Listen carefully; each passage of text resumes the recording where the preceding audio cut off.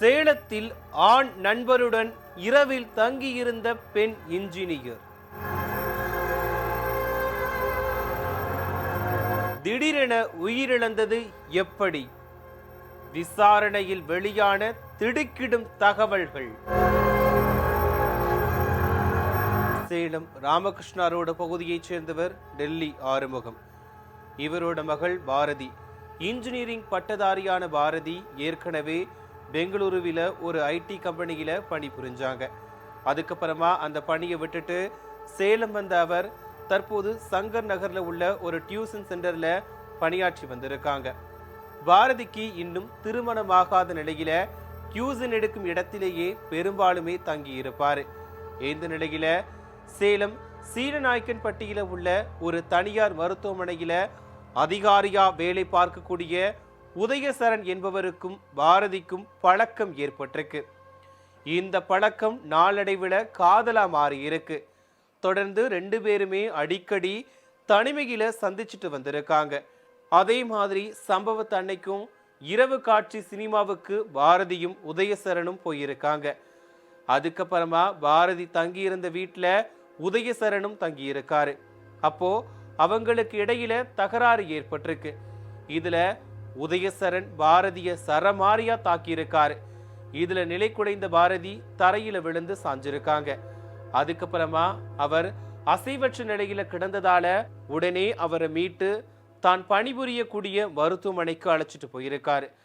அங்கு பரிசோதித்த மருத்துவர்கள் ஏற்கனவே பாரதி உயிரிழந்து விட்டதா தெரிவிச்சிருக்காங்க. இந்த தகவல் அறிந்து வந்த உறவினர்கள் ஏராளமானோரு அந்த மருத்துவமனை முன்னாடி திரண்டிருக்காங்க. இதனால அங்க பரபரப்பு ஏற்பட்டுச்சு. அதுக்கப்புறமா பாரதியோட மரணத்துல சந்தேகம் இருப்பதா கூறி வாக்குவாதத்தில் ஈடுபட்டிருக்காங்க. உடனே அங்கு விரைந்து வந்த போலீசார் பாரதியோட உடலை மீட்டு பிரேத பரிசோதனைக்காக சேலம் அரசு மருத்துவமனைக்கு அனுப்பி வச்சாங்க.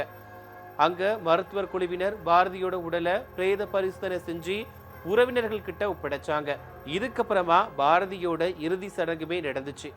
பிரேத பரிசோதனை அறிக்கையில பாரதியோட மூக்கு மற்றும் நெஞ்சு பகுதியில லேசான இரத்த காயங்கள் இருந்ததும் மேலும் அவர் மூச்சு திணறடிக்கப்பட்டு இறந்திருப்பதும் தெரிய வந்துச்சு. தொடர்ந்து உதயசரனை பிடிச்சு போலீசார் விசாரணையை நடத்தினாங்க.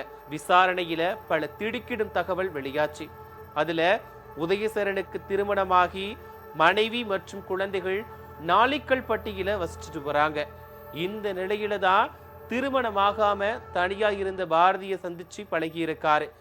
இதுக்கப்புறமா அவங்க 2 பேருமே நெருங்கி பழகிய நிலையில அடிக்கடி வெளியூர்களுக்கும் கணவன் மனைவி மாதிரி சுற்றி வந்திருக்காங்க.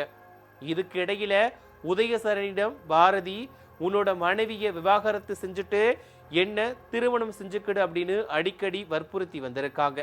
இதனால உதயசரன் செய்வதறியாது திகைச்சிட்டு வந்திருக்காரு. இந்த நிலையில தான் சம்பவத்தன்னைக்கு இரவு படக்காட்சிக்கு போயிட்டு 2 பேருமே நள்ளிரவு நேரத்துல போதையில வீட்டுக்கு திரும்பி வந்ததும் பாரதி தன்னை திருமணம் செஞ்சுக்கிடுமாறு வற்புறுத்தி இருக்காரு. அதுக்கு மறுப்பு தெரிவிச்சதால அவங்க 2 பேருக்கும் இடையில தகராறு ஏற்பட்டிருக்கு. இதனால ஆத்திரம் அடைஞ்ச உதயசரன் பாரதியை சரமாரியா தாக்கி கீழே தள்ளி இருக்காரு. அது மட்டும் இல்லாம தலையணையை வச்சு அமுக்கி மூச்சைய திணறடிச்சிருக்காரு. இதுல மூச்சு திணறிய பாரதி சம்பவ இடத்திலேயே துடிதுடிச்சு பரிதாபமா இறந்து போயிருக்காங்க. இது போலீசார் விசாரணையில தெரிய வந்துச்சு. இதுக்கப்புறமா உதயசரனை கைது செஞ்ச போலீசார் அவரை சேலம் மத்திய சிறையில அடைச்சாங்க.